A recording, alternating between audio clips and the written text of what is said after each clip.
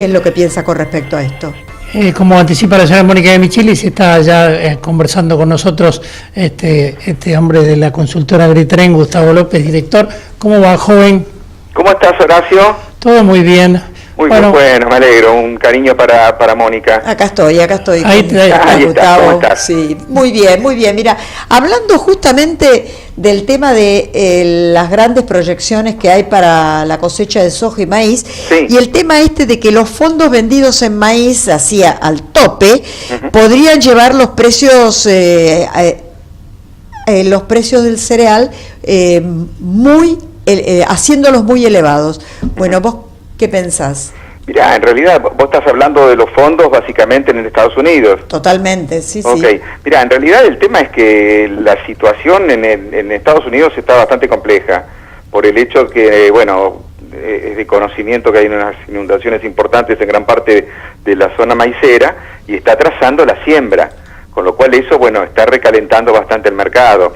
Ahora, te diría que eso está un poco divorciado de lo que pasa en Sudamérica. En Sudamérica estamos esperando una cosecha realmente muy importante de maíz, tanto en Argentina como en Brasil, con lo cual, en alguna medida no se refleja exactamente lo que pasa en el exterior. O sea, hay un rebote en las cotizaciones, pero la realidad muestra que, una oferta tan abundante hoy se orienta más hacia precios más deprimidos, ¿no? Ahora, Gustavo, obviamente se habla mucho de lo que Argentina puede generar este año como liquidación de divisas, porque la verdad que se necesitan. ¿Cómo estás viendo la campaña? Que aparentemente en algunos casos va a ser récord, ¿no? Sí, eso es correcto. Yo creo que quizás no estoy tan de acuerdo con las cifras oficiales en materia del total de producción. Creo que va a ser un poquito más bajas. Estaremos rondando los 133 o 135 millones de toneladas, pero igual es un récord realmente importante. En ese esquema, obviamente, el productor se fue financiando con el trigo. El trigo prácticamente, no te diría que está todo vendido, pero un porcentaje muy importante y a muy buenos precios. Hoy está algo más deprimido por una situación justamente de stock de los industriales y los exportadores, pero se ha vendido bastante. Y después, en segundo lugar, se fue financiando con el maíz. O sea, si uno compara esta situación respecto al año pasado, el nivel de venta está bien. El año pasado teníamos una situación, bastante más limitada en la oferta, pero este año el ritmo de ventas son muy importantes, a diferencia de la soja. En la soja es exactamente la inversa. Tenemos una cosecha que va a ser más grande, pero tenemos mucho menos ventas relativas que el año pasado, y en particular aquellas que tienen precio, ¿correcto? Fíjate, para que tengas una idea, y creo que es un número bastante impactante, a mediados de marzo, el último dato oficial indicaba que había 2.200.000 toneladas con precio hecho de soja, versus casi 6.5 del año pasado, 3 veces más. Entonces, eso pone de manifiesto varios temas. Primero es el nivel de precios que el productor no lo quiere convalidar. Esto surge de una situación conflictiva entre los Estados Unidos y China, y todo lo que ya conocemos de esa guerra comercial.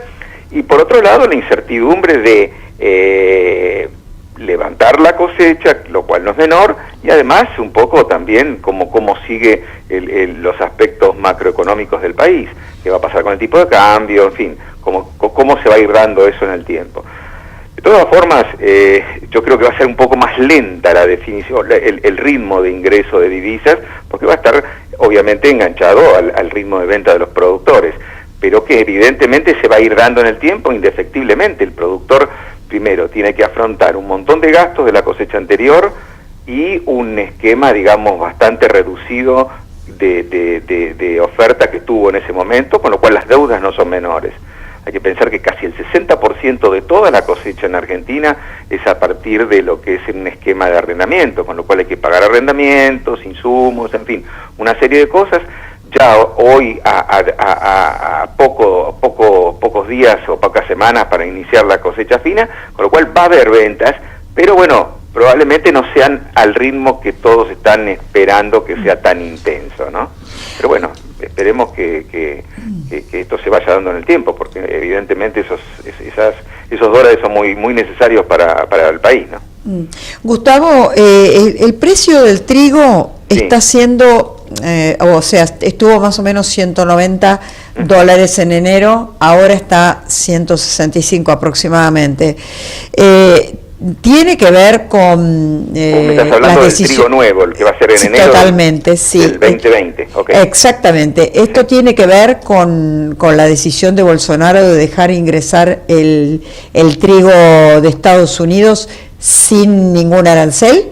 No, creo que no tienen absolutamente nada que ver. No. ¿Por qué? Porque en realidad, como vos bien decías, arrancamos con unos valores muy buenos, cerca de los 200 dólares. Sí. Después empezó a bajar. Ahí se produjo un ritmo, digamos, como se suele decir en la jerga, un rally de ventas importantes. Sí. Hubo casi 700.000 toneladas que vendió el productor, porque en realidad arrancar con 200 dólares era no solamente cubrir sus costos, sino que además le daba un margen realmente más atractivo.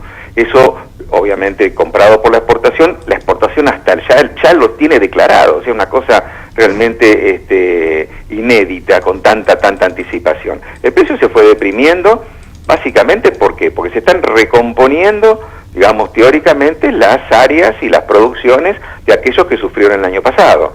Teóricamente digo ¿por qué? Porque en realidad los que la pasaron peor fueron los rusos, los franceses, esa parte de Alemania, que es donde se centra todo el trigo de la Unión Europea, y los australianos. Hasta ahora el tema de Europa, bueno, viene con calores relativamente fuertes, han tenido, pero bueno, todavía están en pleno desarrollo. El tema es Australia, que aparentemente tendría un segundo año conflictivo, pero las expectativas es que haya una mejor oferta que el año pasado. Por eso es básicamente la merma en materia de precios. Lo de, digamos, la resolución brasilera, que todavía no está confirmada, porque hay que ver que esto en realidad es una decisión totalmente arbitraria. O sea, lo decidieron los brasileros sin consultas en el Mercosur.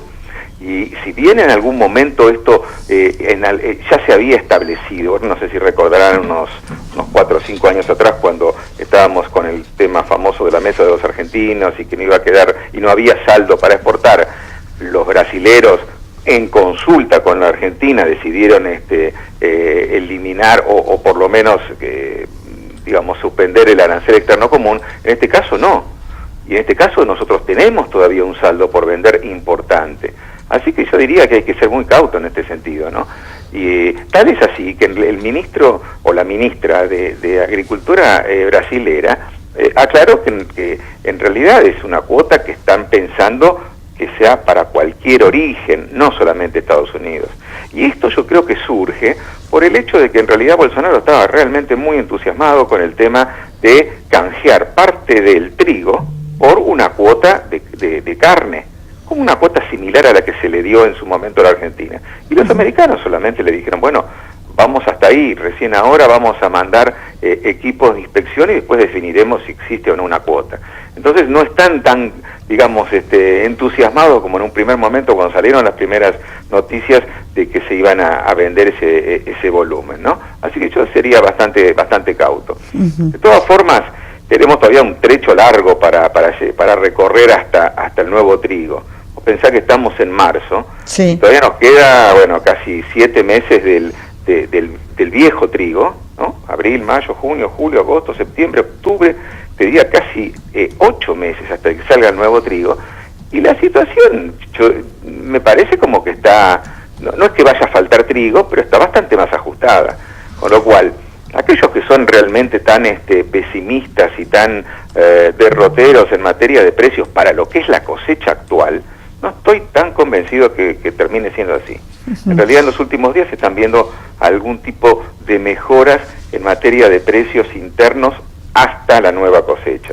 Y si seguimos, como vos planteabas, con la nueva, es decir, la de la 2020, 170 dólares, que hoy estoy viendo es la posición enero, o 167, que es la posición diciembre, es el primer trigo que sale, tampoco es tan malo para el productor. Yo creo que en realidad, cuando uno analiza los últimos 2 o 3 años, han arrancado todavía de niveles algo más bajos.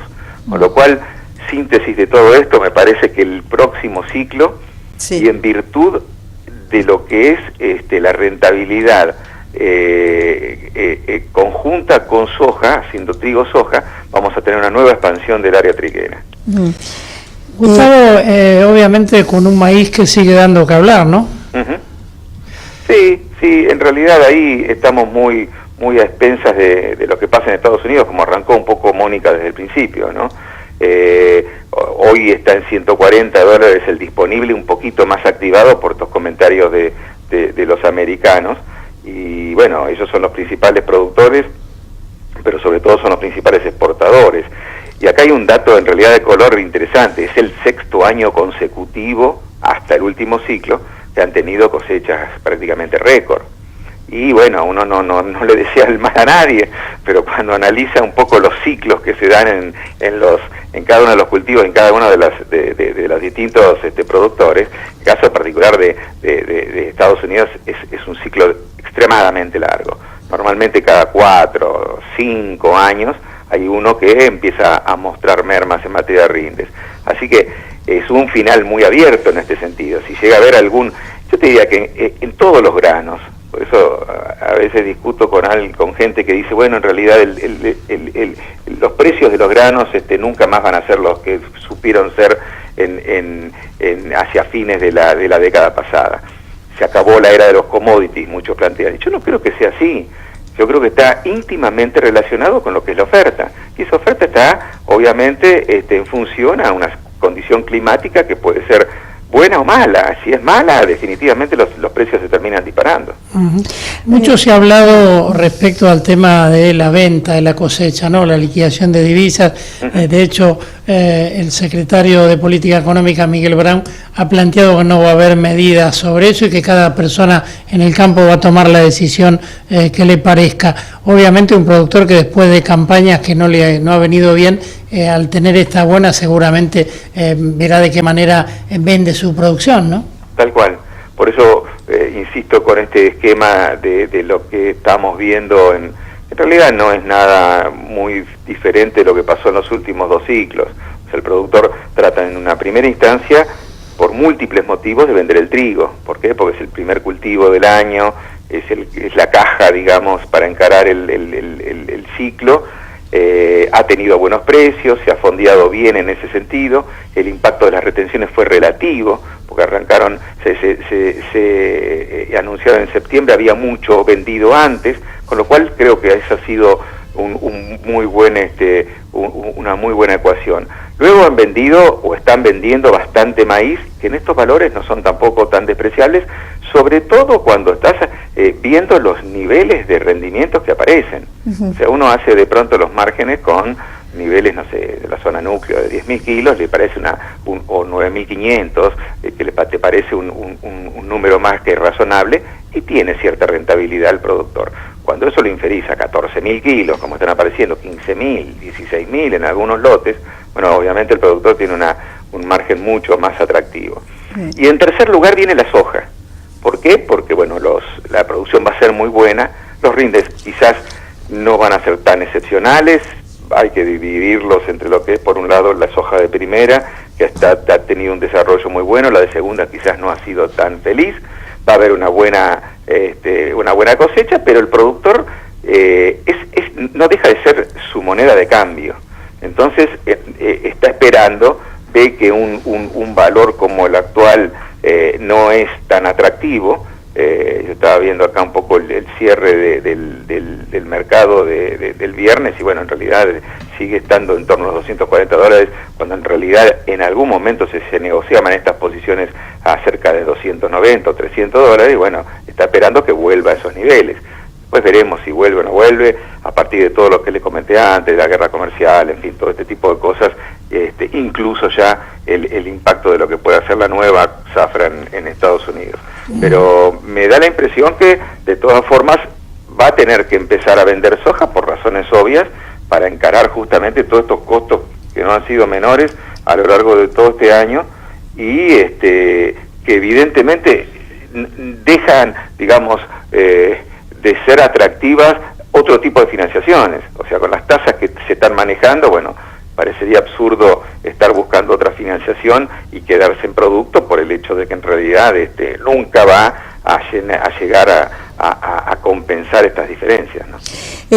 La última por mi parte, Gustavo. Con respecto ahora, sí te consulto a la campaña, a la cosecha, perdón, 2018-2019 de trigo. Tenemos información que habría stock solamente para 5 meses por delante. ¿Vos lo confirmás esto?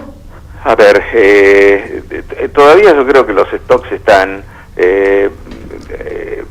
No es que digamos vaya a faltar trigo, el tema es que me da la impresión como que la exportación está con una situación de cierto exceso de compras. Hoy tiene prácticamente comprado cerca de 10,5 millones de toneladas, cuando va a tener que exportar 12,5.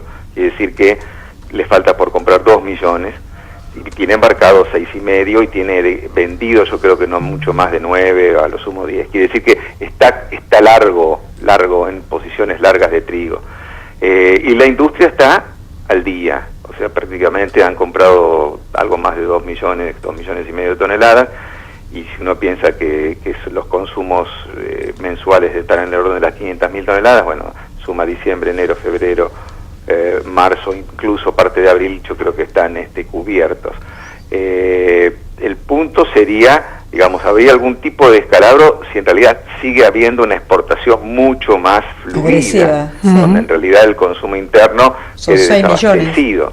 Pero a mí me da la impresión que ya a esta altura del año, y con la competencia de otros orígenes, uno ya empieza a ver un trigo americano mucho más competitivo, incluso el australiano ya no existe, pero digamos incluso el canadiense, el europeo, con lo cual no tiene mucha capacidad de vender a otros destinos que no sea Brasil, ¿sí? Entonces eso va a estar limitado, más que nada, esos stocks que van quedando limitados a abastecer parte de Brasil y parte del consumo interno. Pero yo no creo que haya mayores problemas en materia de abastecimiento. Bueno. Gustavo, gracias por estos minutos. A ustedes, muy amable y bueno, siempre a disposición. Gracias. Muy amable como siempre. Gustavo López, director de la consultora Agritren.